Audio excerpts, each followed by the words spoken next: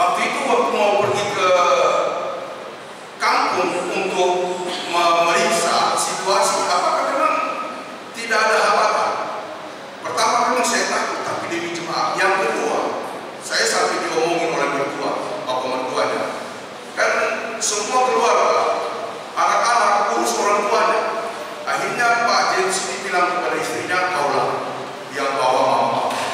Ya, nah dia pergi. Apa omongan dari bapak mertuanya? Dia bilang sama anaknya, biarkan seorang pergi.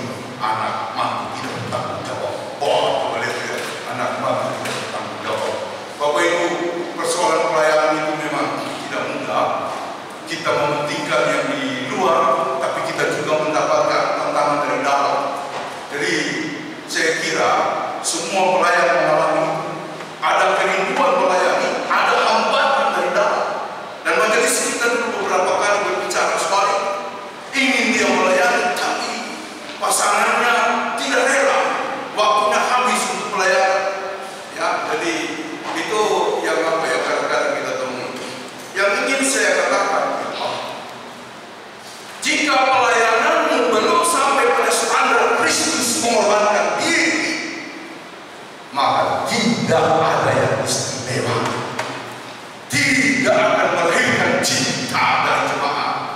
Tidak akan melahirkan suatu perasaan terikat dengan orang-orang yang kita layani. Saya kira perlu saya tegaskan karena tema hari ini adalah Yesus penentu keselamatan kita.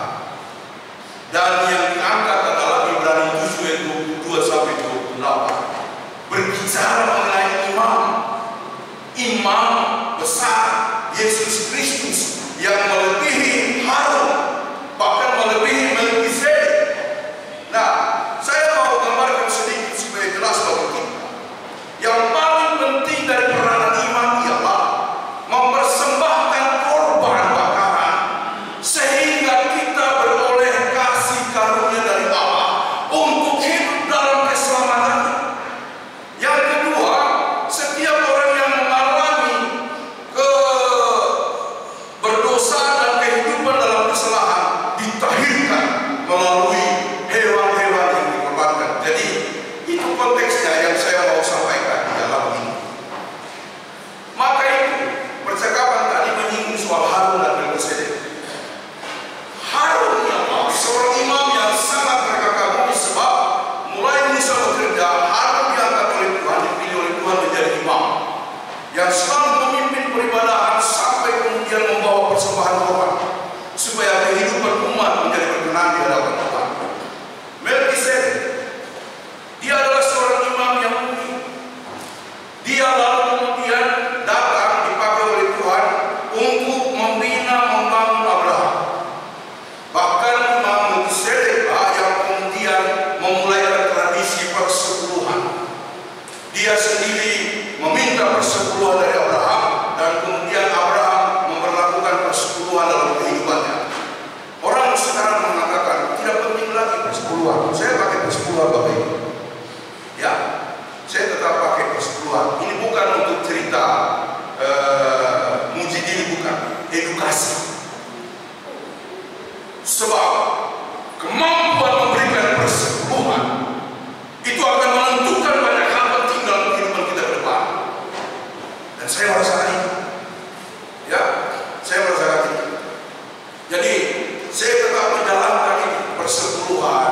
Ya, berapapun saya dapat kemarin, bukan kemarin, misalnya saya melayani dapat 100.000, saya sisihkan 10.000. Ya kan? Lalu waktu nyanyi di rumahnya Pak Indra Polisuk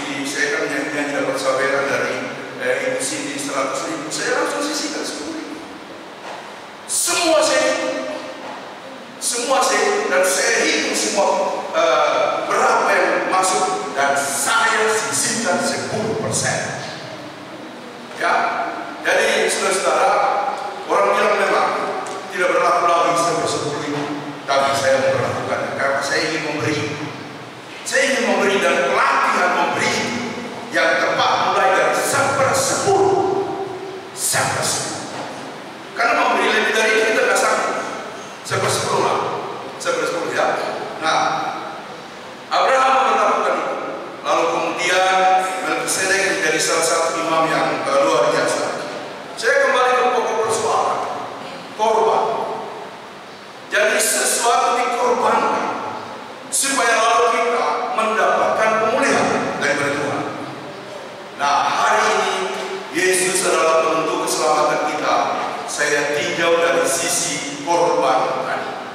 Ya, dia bukan hanya menjadi imam yang mempersembahkan korban yang dibawa oleh umat, tapi dalam konteks kepemutusannya sebagai Mesias, dia mengorbankan dirinya di atas kayu salib. Dan dikatakan di dalam pembacaan tadi, dan tidak ada imam yang bisa menggantikan dia lagi karena faktor pengorbanan. Jadi saudara-saudara, saya perlu tekankan ini karena semua gerakan pelayanan kita kalau tidak berbingkai pengorbanan Kristus, itu lalu akan mencari ajar, akan menjadi ajar cari muka, cari pujian, sekedar melayani, ikut-ikutan, rutinitas kebiasaan. Tapi kalau bingkai adalah pengorbanan Kristus, karena semua kita mengarahkan itu. Hubungan suami istri, hai istri, tunduklah kepada suamimu seperti jemaat tunduk kepada Kristus. Ya kan? Hai suami, sayangilah suami istrimu seperti jemaat mengasihi jemaat, seperti Kristus mengasihi jemaatnya. Jadi kriterium dalam memahami keselamatan adalah pengorbanan. Demikian juga dalam memahami pelayanan adalah pengorbanan Kristus. Jadi saudara-saudara, dari pembacaan tadi saya menyimpulkan beberapa hal saja. Yang pertama, Yesus adalah imam yang sungguh-sungguh memenuhi citra di bawah imam yang sempurna. Itu yang pertama. Kemudian tidak ada perjanjian yang lebih kuat daripada perjanjian keselamatan, sehingga semua kita terhisap. Ya.